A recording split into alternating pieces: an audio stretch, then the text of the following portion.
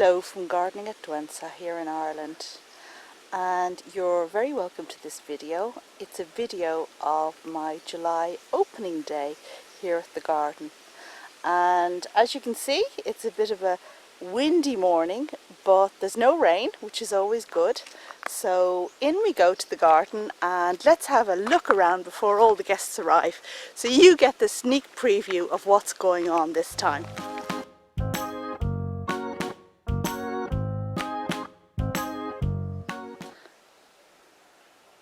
Well, we've just walked up the drive there and we're standing on the tarmac just taking a look at this side of the garden, which, as you'll know if you've seen my previous videos, is flanked by these three arches, windows onto the garden I like to refer to them as.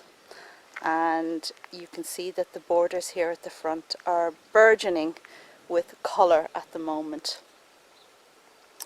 So let's have a look at those borders. And over here, the star of the show is really Crocosmia Lucifer, which is fabulous when it's in flower. A tall Crocosmia that with age does need staking, and it really produces the most fine flowers. And here we're getting a close-up of the structure of those flowers. And of course it has these really tall monocotyledon leaves, these strappy ones that actually don't look bad at all in the border up until the point when the plant flowers. So it is an attractive one to have. I only grow it in areas where the soil is poor because, as we all know, it's a bit of a thug. This border here is quite low growing at the moment. And I do think I need to put a tree or something just there. I have one in mind. But Anthemis looking really good at the moment. And just a reminder that, as usual, I'll be putting all the plant names up on the screen. So if you're unsure or want to look up a certain plant for perhaps suitability in your garden, then you will find the name there. So look out for that. We have a Penstemon here, Penstemon Garnet. And over here we have Hemerocallis Rocket City, which is just coming to the end of its flowering cycle, but this is a really good one, does well for me. And over here we definitely have a blue theme going on, but I think it was more by accident than design. And the phlox is coming to me in wafts on the air. Phlox is a gorgeous late summer, it's referred to. It's a late summer flowering plant, and a lot of them are scented, so look out for that. I don't have a name for the phlox, but this Salvia here is one of my favourites, and it produces these spires of blue flowers and very big leaves. So it's a welcome addition to any border. So without further ado, let's go into the garden, and I've chosen the central arch to go through, and in we go. Nice Clematis here on my right. Not a very vigorous one, but very pretty flowers, as most of them have actually. Clematis really have the most beautiful flowers. And down here, where we're flanked by the Stipa gigantea, that's this tall willowy plant here that produces a tuft of grass down below, and very light airy stems which just add a sense of gaiety, I think, in a border. Nothing heavy about them, which is great. A lot of grasses can be quite heavy and I don't like that. And on my right we have Francoa, pink spires I believe. In any case, as usual, look for the name going up on the screen, which is still flowering, although I've done some deadheading now at this stage, and this one has the advantage of, missed that bit there, of flowering at several levels. So you cut off the top bit and you get other spikes coming down, so it's quite a good one to have. At this stage the campanula has flowered and been and gone and been cut back. So let's continue down here a little bit. Past some more Stipa gigantea, which I have on the four corners of this pathway. And here we have a border that is looking quite pretty at the moment, good shapes, without necessarily a whole lot of colour, although that big blue hydrangea does produce quite a bit of colour. And over here we have a cherry tree, which of course isn't doing much at the moment, but it's underplanted with that Crocosmia Lucifer again. And Lucifer has claimed this this complete circle, which is fine. It's kept in check by, well, by just the Buxton hedge on the outside and the launa after it, but it really is an attractive plant. I just want to show you this tall plant here, not the verbascum, but the Veratrum nigrum, and it's just coming into flower with these black flowers. Do you see them? They're just beginning to open. All those bauble bits along the stems are buds that have yet to open, and as you can see nearer the main stem you can see some flowers that are already open. And well, the flowers are attractive, but the real reason why this plant is grown is for its kind of corrugated leaves, which are very attractive in spring. Now mine are kind of hidden in here among other foliage, but it's a really nice plant. Look at the leaves on that. And now we're at the back of that border with the hydrangea, and well, there's nothing very exciting going on here except for a blob of Crocosmia Lucifer there in the corner. But what I do want to show you is this healthy clump of Roscoea, and I think this is possibly my favourite Roscoea. It's not in flower yet, but look at these leaves, these dark leaves with the backs which are reddish, and the stems really are quite reddish. And this is such a healthy clump. I'm so delighted that this one has bulked up nicely. When it's in flower, it's absolutely amazing. And one thing I haven't perhaps shared with you before, but I have a complete passion for Roscoeas. And this is one of 4 Roscoea areas in the garden, so perhaps we'll have a look at the other 3 while we go round. And well, that's a bad blast of sun there in the background, so I'll just move over here to a quiet corner where we have a little seat, and that's a good place to have a shady rest. And I guess we'll have a look at this border here, which is, well, it's changed since you last saw it. The Paulownia is really coming into its own now at the end of July, and the leaves are enormous. It's one that has to be continuously managed because you want to be able to see those big leaves individually, and that means being aware to remove inside ones that are looking a bit tatty, just so that the big ones can be appreciated fully. So I hope I've done that satisfactorily. And then just swinging around past the Fatsia, which is perhaps getting a little bit too much sun, we see the Alstroemeria, the Ligtu hybrids. The self-seeding one is just going past its best by date. And over here, on top of the Acer, just a little glance to that part of the garden, and we'll go up there now and have a look. This tree is called Cercis Forest Pansy, and I work hard to lighten up its understory, and that means just making sure this is a top canopy and that the lower leaves, the lower branches don't obscure what's going on down below.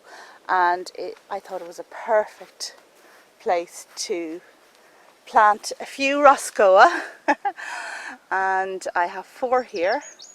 So the brown one that you see is called Brown Peacock, and it's one I've had for several years, but it was kind of obscured in the border, and we've got mad shadows going on here. It wasn't very visible, so I dug it up and moved it just recently. That's why you have that hoop there. It wouldn't normally stand itself up, but just because it's been moved, it's being a bit temperamental. And as I moved it, it broke in two, and that's why I have this one as well, which is the same Roscoea Brown Peacock. And hopefully they'll do well in this position.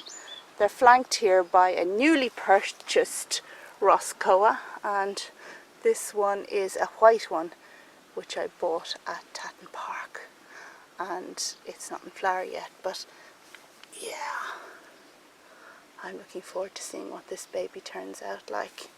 And then the fourth one here is a Beziana, and Beziana is a cross. It's a cross that nobody knows the provenance of. We think Cotyloides is in there somewhere, but anyway, basically it's a nice plant and one to have in the garden. And let's take a little jaunt down here where the diorama is leaning out of the border. And I don't grow many diorama because they do need a lot of space to show them off properly, and yeah, it's a bit difficult. And one thing that has delighted me at the moment is the fact that the lilies have deigned to open for open day, and this clump here is looking absolutely magnificent. Now from here the scent is divine, and it's a windy day, so it's been blown around, and they really smell gorgeous. Of course, many of you know that the garden has suffered from lily beetle in recent years, and I've been quite active on trying to get rid of it, but you can see some evidence of the lily beetle bites in the leaves. However, I think I was the one who won out this year, because although some lilies have suffered more than others, generally speaking, well, I think they're looking okay. And we'll just take a little walk up here. There's that Alstroemeria I always mention, just can't help myself because it's gorgeous.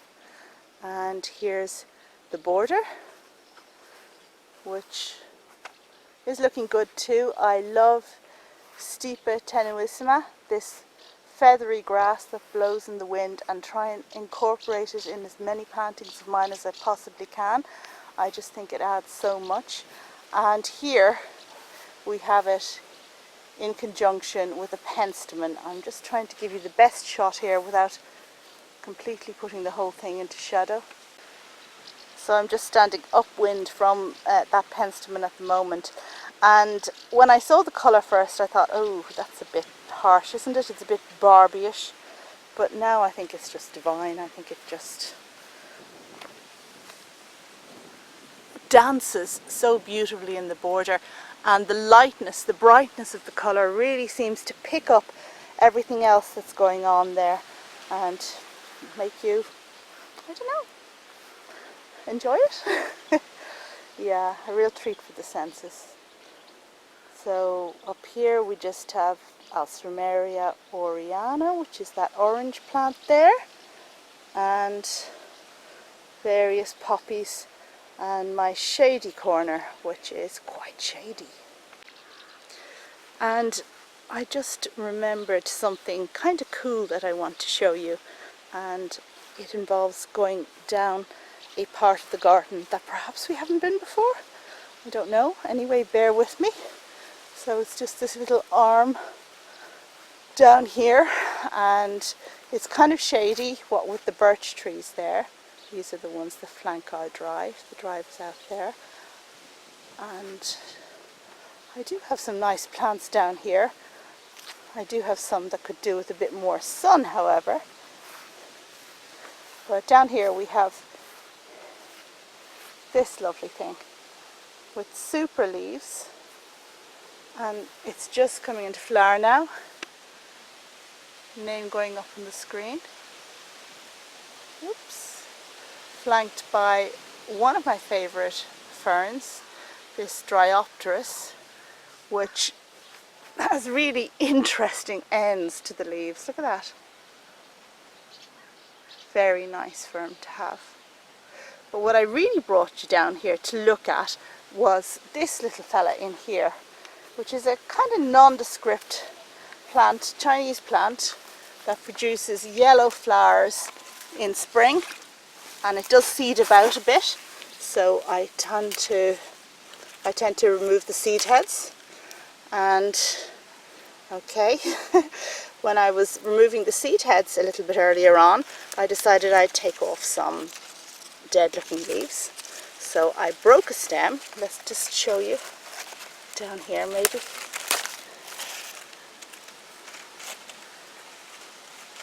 Can you see that? Oh, the sap must rise later in the day because it's not looking very juicy at the moment, but the sap is actually orange, which is just kind of a little bit interesting. And here we go, walking across the top of this section of the garden and just seeing what's looking good. Well, we've already been down there. Do you remember, with the gargoyles and the Francoa? So I guess it's time to take a little walk down the view through that arch there. And here we have a quite leafy section of the garden. We've got Tetrapanax, that large leafy tree over there, looking really quite jungle-like at the moment. An Aralia sticking up above, and down below in the lower canopy we have this fabulous grass. Look at this, and the four corners of this path are flanked by Quinocloa rubra, this wonderful New Zealand tussock grass that I grew from seed. And one of the amazing things about it is that it needs absolutely no maintenance. You never need to cut this one back, and yeah, not even like Stipa gigantea where you're supposed to just kind of remove the dead stems. With this, there's never any work to do. Now, if you get a really, really bad winter, you might lose it, but I've only ever lost one, so I'm pleased with that. In here we have things looking really nice at the moment. You see that tussock grass down the end here. Just gotta show you over here my Impatiens tinctoria, which is, wow, lots of flowers this year. Here's a close-up of one of those blooms, and they really are quite elegant. It's a cousin of the Himalayan balsam, which is quite invasive, but this one isn't at all, so it's the good cousin. Down below we have that, oh, I can't remember the name of this plant. Anyway, I'll put the thing up on the screen. It's a lovely little thing, and it kind of seeds about, but in a really good way. I love the white version. On the left side here we have a Michia, which is looking really great at the moment. We have those unusual leaves. We have the purple bracts as well.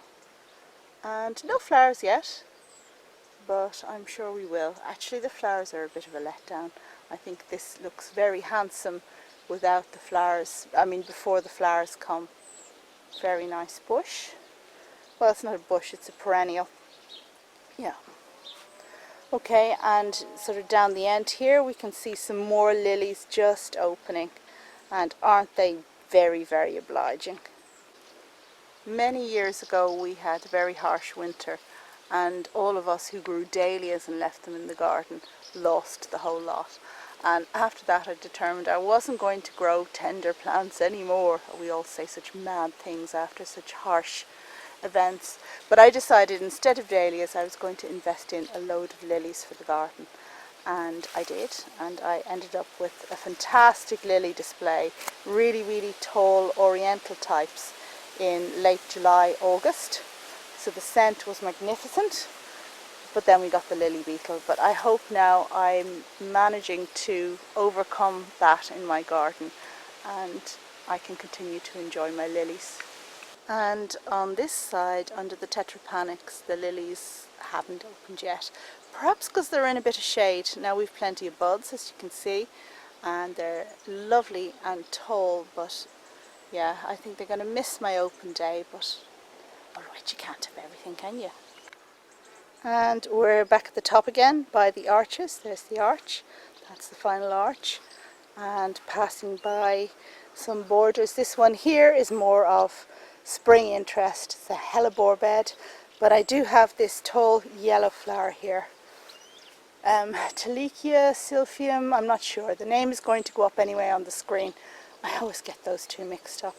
But it has really quite attractive flowers and amazing leaves. So it's one that really you might grow just for the leaves alone. Look at the size of those. Fabulous. And it's good to plant something of later interest. So we can all have a border that's just for spring or just for autumn, but it's good to pop a little something else in there just to give it a bit of interest at other times of year. Now I don't think I'll bother going down there to the other side of this border. Instead we'll go through here where the mock oranges on my left and right have finished flowering, and on my left then I guess is the prairie planting border, which has Persicaria in full bloom at the moment, which is that pinky flower you see a lot of there at the top. So I'm still not sure what to do with this longer term, but I gave it a bit of a revamp, moved a couple of plants around, and as we can see the echinaceas are just coming into flower. And I only have ordinary echinaceas, the pink ones, the purpurea that I grew from seed, not the fancy ones my friends were picking up at Tatton Park recently. For those of you who saw that packing video where we tried to get a whole load of plants into our suitcase to bring home. And although the Persicaria seems to be the main focus in the border at the moment, at least it looks flowery and pretty and neat, and I'm quite happy with it. We're now at this stretch here, which is the stretch up to the stone table, and this width of path is one that is particularly appealing to me. So I like the fact that it's properly wide, so if you like you can sit down on the grass and roll around a bit, but it's also a proper path and the green shows off the plants on either side. On the left side we have Lobelia tupa, which is this tall red plant, and it's now in flower. And look at the lovely flowers it produces, spires of red that the bees are enjoying amply as well. And that's the thing to getting bees into a garden. If you plant a variety of plants, they will come. We have more lilies there that have decided they won't bother opening for open day. Tiger lilies in this case. And then let me see what I can show you perhaps on the other side. Just moving around. Oh yeah, we have this hydrangea looking amazing at the moment, and this is the one called Hot Chocolate, and it really can't make up its mind whether it wants to be blue or pink, but it is covered in hoverflies.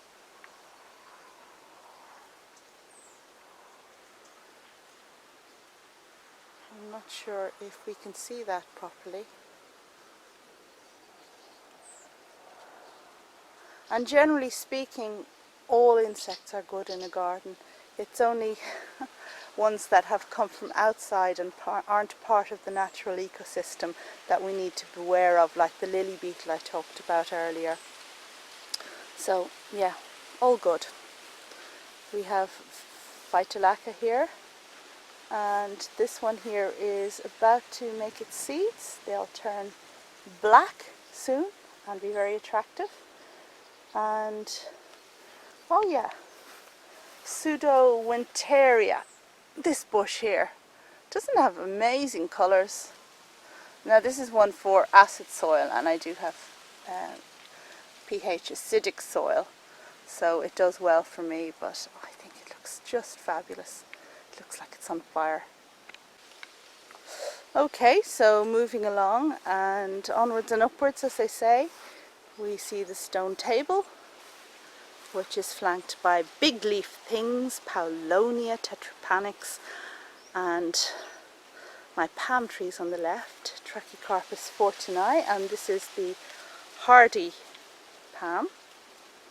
And then on the left we have stuff that isn't quite so hardy. So my two tree ferns that I bought recently. Now these guys are in pots, as we might see here, and they need to overwinter in the greenhouse. And likewise for that begonia there at the front. And this is a trailing, shade-loving plant, great for a hanging basket in a shady spot. Produces these orange flowers that are just coming now, and a lovely plant. So moving across and just past the Sarracenia planters, this one doing really well at the moment. And this is my greenhouse border. The border in front of the greenhouse, full of hardy plants, where the lilies are opening as well. And I'm really pleased to have these tall, tall lilies in bloom for open day. Fabulous scent on them too.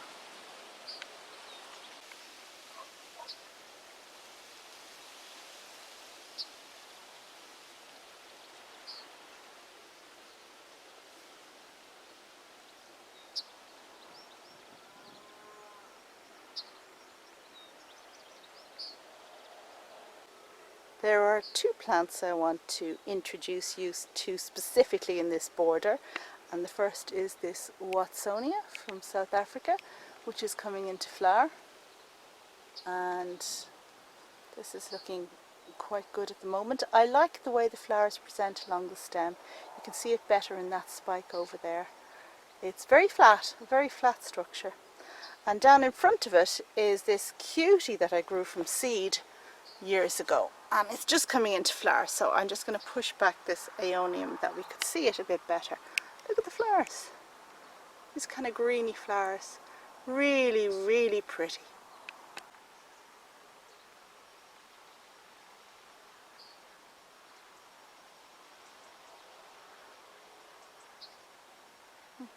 Love it. And the very last job I need to do for open day is a little tidy up in the greenhouse, which I started yesterday evening but kind of ran out of steam on.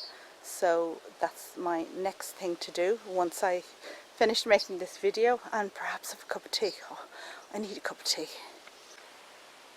Here we are at the back of this border here, just to give you an idea of what's going on.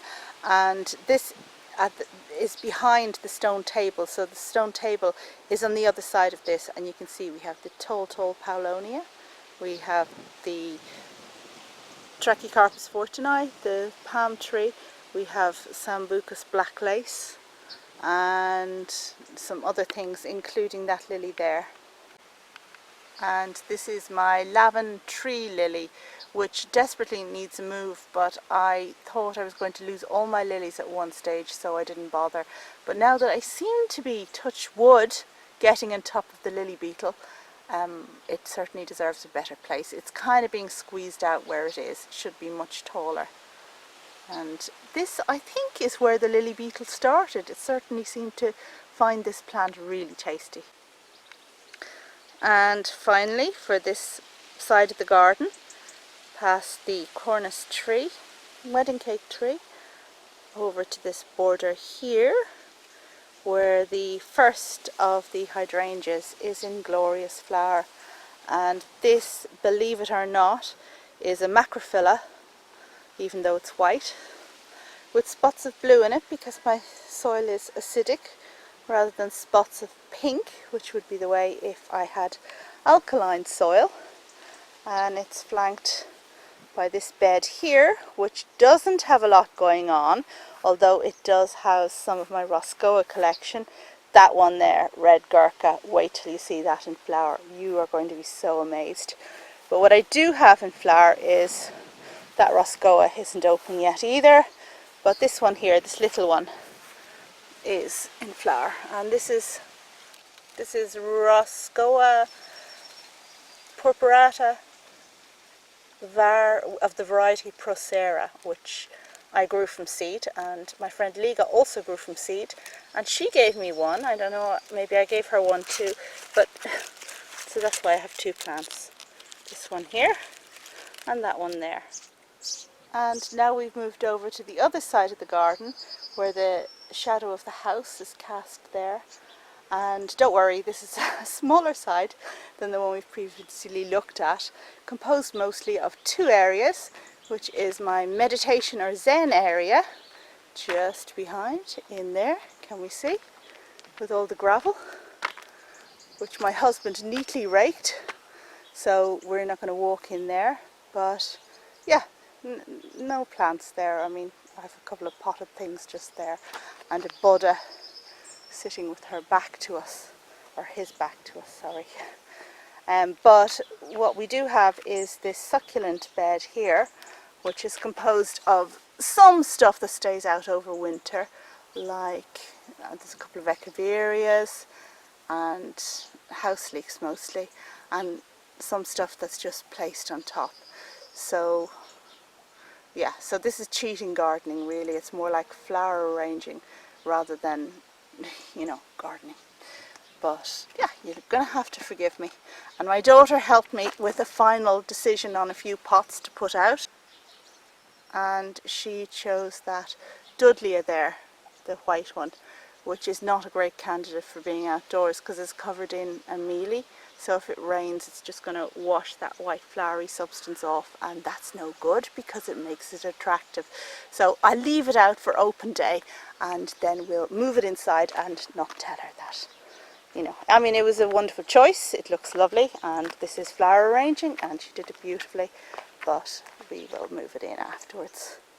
Okay, so that's that area there, and then over here is the entrance to this section of the garden. Oh, but before, I have to show you my summer flowering magnolia, which has a couple of buds and blooms at the moment. And well, there's one up there I can't get at, but in here, there we go, we have a flower opening. And I know this tree grows enormously in countries on the continent where they have nice sunny weather, but for Ireland this one is doing really rather well. And in we go to this section of the garden. So if you can imagine now, my back is at the kitchen and the kitchen patio doors where many videos about orchids are filmed, but we're walking in now to have a look at what's going on. And this is the point where I remember I left a bunch of stuff on the table that needs to be cleared off. Isn't it lucky I came out here to make the video just to check that. This is my little pond, and there was a water lily in flower yesterday, but I think he has finished. You can just kind of see the evidence right down there. I guess on this side what really entices is the Romnea over there, the fried eggplant. Romnea coulteri, the fried eggplant. Amazing flowers. Very garden worthy, but the bush is so difficult to stake up. Actually, I gave up this year. I kept staking it up and it just looked so awful. I let it fall. And it's a shame because it's actually completely obscuring Bescorneria in there. I'm going to have to do something about it seriously after open day, but it's going to mean losing a whole load of flowers, which is such a shame since, well, they look gorgeous, don't they? Sarracenia looking well too, and my giant Tenerife dandelion is in full flower, and those flowers really just look exactly like dandelions. But this is an exotic plant that is tender in Ireland and grown for its leaves. It's monocarpic too, so now that it's flowered, it's going to die. So I need to let it flower and collect seed, which I think is what's going on back there now. See the fluffy stuff? And I will sow it again because it's a nice plant to have in the greenhouse. I meant to say it's one that gets dug up in autumn and put in the greenhouse over winter. I just put it in the ground during the summer that it might do better, and it certainly has. And over here in this corner, underneath the Japanese maple, I have a serious treat for you. And what are those plants there behind? This isn't the treat, but these are Astilboides, which is one of my favourites, absolutely one of my favourites. But in front we have my fourth Roscoea section. And here are some of the plants that I recently bought in Tatton Park. And this one here is in bloom. Dear Lord, have you ever seen such deep, rich, glorious royal hues? Look at that lip. It's amazing. Now this one has Roscoea rubra, formerly known as red gurkha, in its parentage. And oh my God, this is an amazing plant. Absolutely love it to bits. This is its first flowering, and look at the trunk. The trunk is really interesting too, with red and green in it. Fantastic. So I wonder how many of my guests today are going to realise that this little gem is here. Fantastic. I think I said that before, but it really is. Okay, so just taking a little walk around this part of the garden, the west garden, as I finish up the video, because that has brought me to the end of the video, which I hope you enjoyed, and I hope you'll check back soon to see lots more gardening videos, lots more interesting plants, and some tips and tricks on how to grow them well in a garden environment. Thank you very much for watching, and have a wonderful day. And this will come to you after my open day, so if you did come and see me on the 28th of July, let me know down below what you thought of the garden. Bye!